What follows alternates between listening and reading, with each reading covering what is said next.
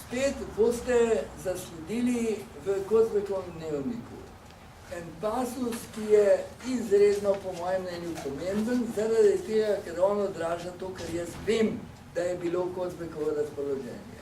Namreč on govori o dolomitski izjavi, prav podpisujemo s čisto dušo in tako naprej v tem njegovem stilu, pol pa pravi, jaz verjamem, da bo to držalo, pravi, če bomo pa prevarani, potem bo pa to prav tako škodilo tistemu, ki nas bo prevaral, kot nam, ki bomo prevarani. To se pravi, on je takrat predvideval, da bi, kako bi rekel, če bo ta podpis dolomitske izjave zlorabljen za to, da ne bo enotnost ustvarjena, ampak da bo kdorkoli od nas, ki vstopamo zdaj v to skupnost, prevaran, potem bo pa tisti, ki bo prevaral, prav tako od tega imel škodo kot drugi. No, rezultat tega je bil, da je potem vodstvo krščanskih socialistov se odločilo, da vsak od nas lahko vstopa v partijo, če se tako odloči in seveda, če je povabljen.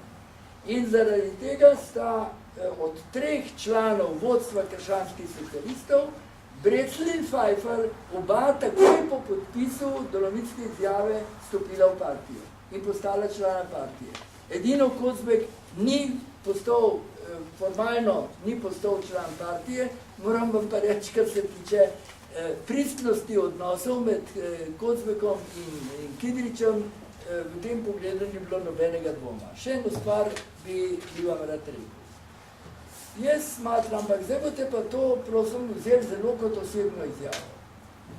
Jaz smatram, veste, da je to dejstvo, da se je partija takrat odprla in da smo mi, krščanski socialisti, bili povabljeni v partijo. Jaz sem bil povabljen 44 leta in sem tudi postal član komunistične stranke.